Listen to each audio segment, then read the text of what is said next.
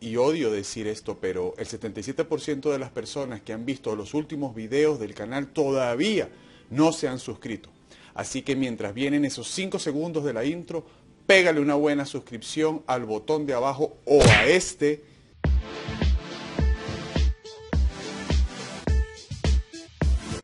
Amigos y amigas, ¿cómo están? ¿Cómo les va? Espero que estén súper bien. Yo muy bien, pero se puede estar mejor.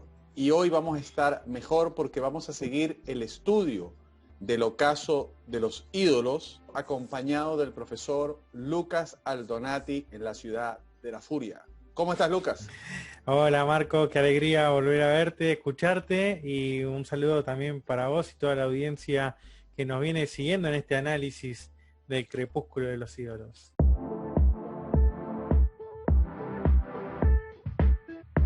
Este texto, Lucas, es posiblemente el texto más pequeño de todo el libro. En mi edición son un par de páginas. Tiene 6 pequeñitos subcapítulos y como a manera de introducción a la audiencia sobre de qué va este texto, se llama sobre cómo se convirtió en fábula el mundo verdadero. Nietzsche nos plantea de primero que estar en el mundo verdadero es ser el mundo verdadero.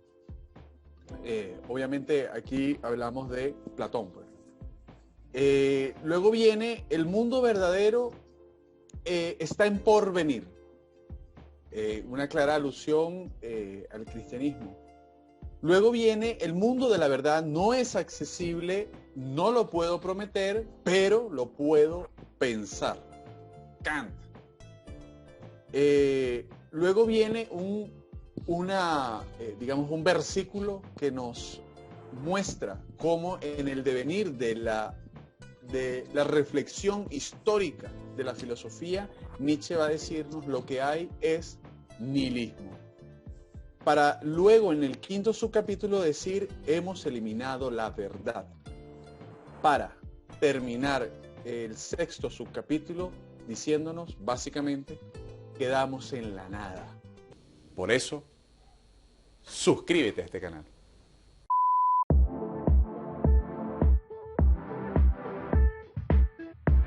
No deja de ser un vértigo este capítulo y yo quisiera preguntarte, Lucas, Nietzsche está haciendo en este 4º capítulo una genealogía de lo que hoy llamamos posverdad.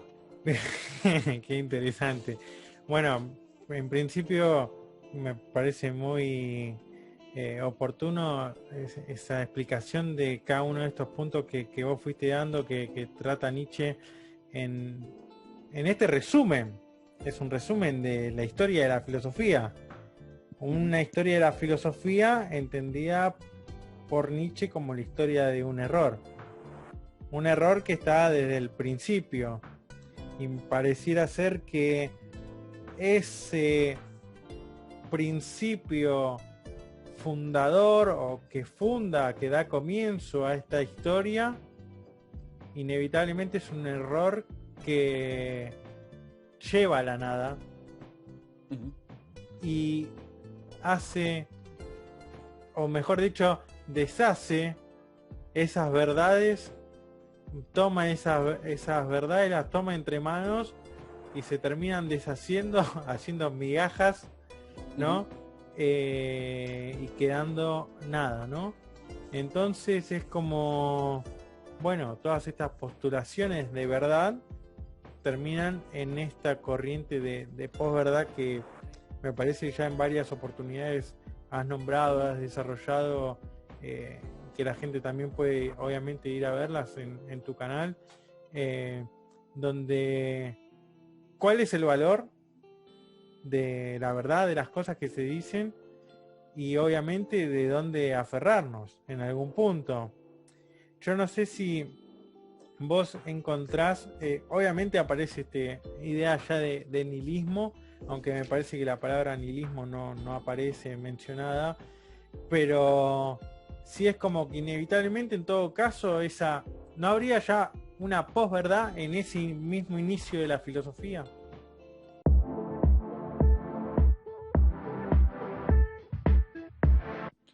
no deja de ser un gran vértigo porque y que no deja de ser curioso que él comienza a partir de Platón y Nietzsche tiene algunas simpatías por algunos presocráticos. Este nihilismo, a ver, Lucas, tú que has manejado este término en el canal, en tu canal de Filosofía en Marcha, si nos puedes decir brevemente, porque te tengo una pregunta muy interesante con respecto al tema de la apariencia, pero sí quisiera, porque ese tema yo no lo he tocado con mi audiencia, el tema del nihilismo, si pudieras decir de una manera sencilla, introductoria, ¿qué es el nihilismo? ¿Es la creencia en la nada o es esta derrumbe de la verdad? Bueno, bien, en principio, como para decirlo así en modo general, el nihilismo ya aparece como concepto primero en literatura rusa. He hecho un video sobre Dostoyevsky y demás, cómo influencian en el pensamiento de la época del siglo XIX, movimientos incluso políticos, incluso en Crimen y Castigo el personaje Raskolnikov es un personaje nihilista, un estudiante que justamente tiene todo un montón de sensaciones y emociones en la cual no se reconoce en el presente en el que está inmerso. Entonces hay una ausencia de sentido, una falta de ¿para qué voy a hacer esto? ¿Para qué voy a hacer lo otro? Casi como si fuera un absurdo, ¿no? Entonces justamente el nihilismo, que viene de nihil, de nada, de esta raíz latina, entonces es como una ausencia de para qué, una falta de para qué. Y justamente todo lo que va causando ese nihilismo, esa nada de la cual uno no puede aferrarse ni sostenerse de algo concreto, es la carencia y la caída de los valores, después de la que va a hablar Nietzsche. Ahora bien, en la filosofía de Nietzsche después hay como distintas etapas o momentos de ese nihilismo, que es lo que implica llevar a transitar el propio desierto, ¿no? Ese nihilismo, esa nada, ese propio desierto, que también está relacionado con el tema de la angustia en algún punto o en varios puntos, que lo va a tomar Kierkegaard antes de Nietzsche, e incluso después va a aparecer en la filosofía heideggeriana también leyendo a Nietzsche en algún sentido a partir de Kierkegaard y con relación a la angustia. Y con lo auténtico y lo inauténtico, lo propio y lo impropio, ¿no? Cómo nos tomamos entre manos con ese nihilismo. Porque está bien, es un síntoma de decadencia de nuestra época estar inmersos en esa ausencia de sentido, en que los valores supremos se desvalorizan, pero es un nihilismo pasivo, quedarnos únicamente estancados en ese sentimiento, o realmente reconocemos eso y después proponemos otra cosa, ¿no? Es como si yo te dijera el Joker de la película esta del Caballero de la Noche, decir, bueno, entiende que Ciudad Gótica hay que desarticularla y romper con ese sistema, ¿no? Pero el Joker llega hasta ese nihilismo pasivo y decir, bueno, ve el absurdo, ve esa falta de para qué, rompe con eso, pero para Nietzsche no alcanzaría únicamente con romper. Hay que proponer algo.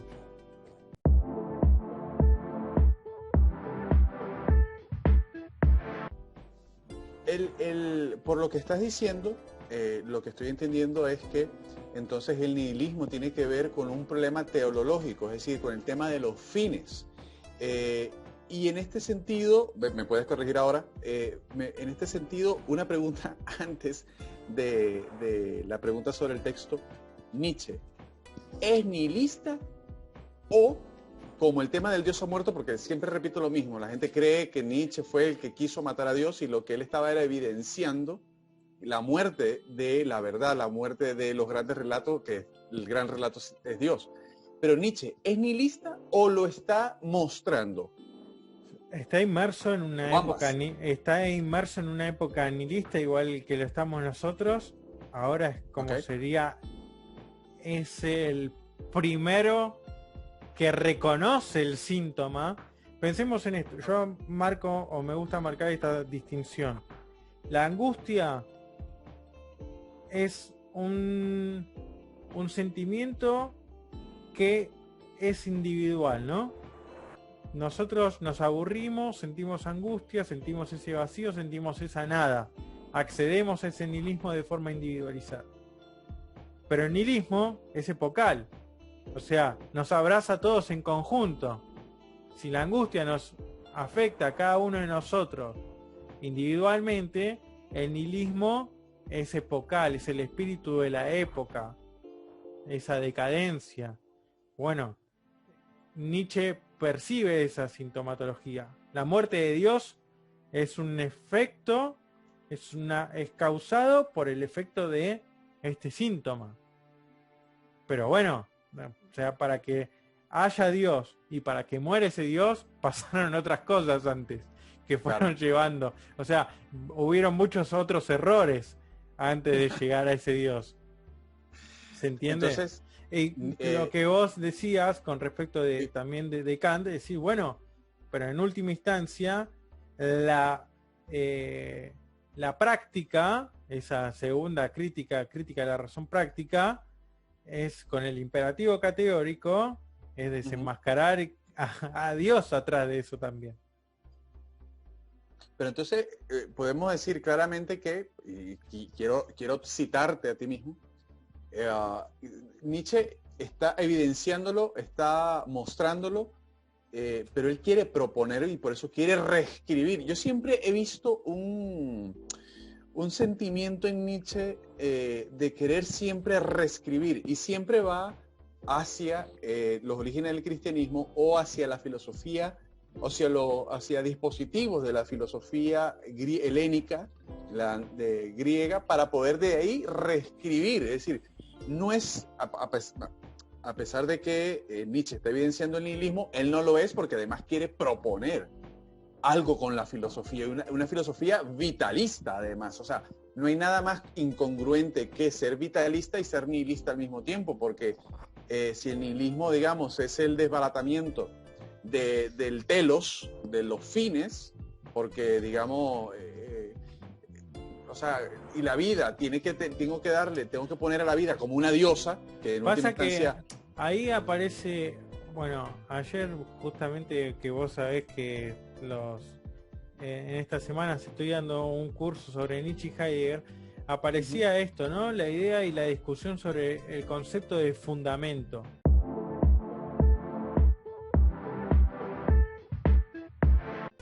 Fundamento en Heidegger está enraizado, vinculado, mejor dicho, con el tema del bien, de lo verdadero, de lo bueno, casi en un estilo muy platónico, ¿no?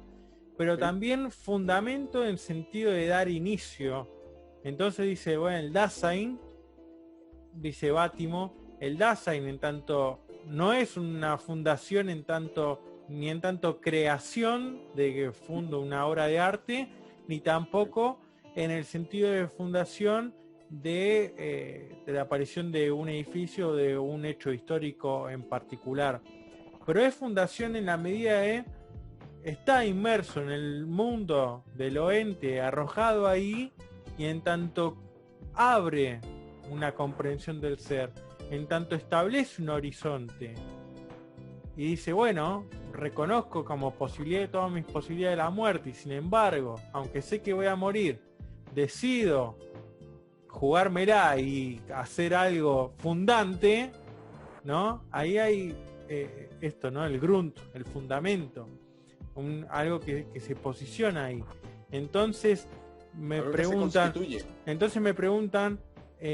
una pregunta bastante interesante, me dicen, bueno, no es fundamento en el sentido de la idea platónica o parmenidia incluso, que después lo va a desvirtuar Platón, esa idea fija, inmutable, permanente, que tiene que ver después con la idea de Dios. Entonces, sí, bueno, fundamento en ese sentido, en el sentido de Dios cristiano, no sirve, pero fundamento, y me dice, bueno, yo pensé que la vida en Nietzsche era fundamental, sí, está bien, porque para Nietzsche el eje es la vida, y la vida es a partir de lo cual se funda y se da inicio y se da nuevo comienzo, si se quiere en terminología heideggeriana, a ese horizonte de comprensión del ser y lo que nos permite a nosotros arrojarnos y proyectar en el mundo. Ahí, en ese sentido, sí. Entonces hay que pensar también esta doble vara de qué entendemos por fundamento o fundación, y también por qué la historia de un error comienza con Platón, y bueno, porque Nietzsche observa que en los presocráticos hay un vínculo, una relación con la naturaleza que no está escindida, que no está desgarrada, hay un sentimiento de unidad. Fíjate que Heidegger insiste mucho con el tema de los sistemas filosóficos del idealismo alemán y demás. Dice, bueno, justamente una buena filosofía necesariamente es sistemática, pero en el sentido del panteísmo, pan-teos, todo Dios, ¿no? Entonces, bueno, después hay toda una discusión. Entonces, ¿qué es? ¿Es teológica la cuestión? ¿O es ontológica? ¿O es ontoteológica? ¿Cuál es ese fundamento del sistema? Al parecer, dice Heidegger, y creo que lo he compartido ya esta reflexión, pero me parece bastante interesante decir, bueno, necesariamente nosotros, al estar arrojados en el mundo y tener una comprensión del ser, inevitablemente hace que nosotros queramos totalizar las cosas. Eso nos implica que nosotros tratemos de conformar un sistema de pensamiento. Ahora bien, nosotros tenemos esa libertad también para esa construcción y esa creación del sistema. Entonces, ¿qué es lo que termina ocurriendo ahí con esa libertad? Que justamente, ¿cuál es ese rol? Si hay un fundamento, hay algo divino que está jugando un rol, si es fatalista, porque nuestro destino ya está, en ese sentido que vos decías, de lo teleológico, ya hay fines que están preconcebidos, ya está todo predestinado, o la libertad, tenemos esa libertad para hacer el bien y tenemos esa libertad para el mal también. A pesar de formar parte de una unidad superior, llámese naturaleza, llámese Dios, llámese la mónada o estos entes espinocianos o lo que fuera, ¿no? Entonces sí, bueno, en Nietzsche no vale todo, es algo que lo decimos siempre. No hay el que lea Nietzsche y lo hace un Nietzsche anarquista, dice, bueno, no está tomando como eje la vida, como fundamento a la vida, que es lo que permite decir, bueno, si es anarquismo y vale todo y es autodestructivo, bueno, justamente contra algo que atenta es contra la vida, entonces claro, no estaría en el sentido congruente.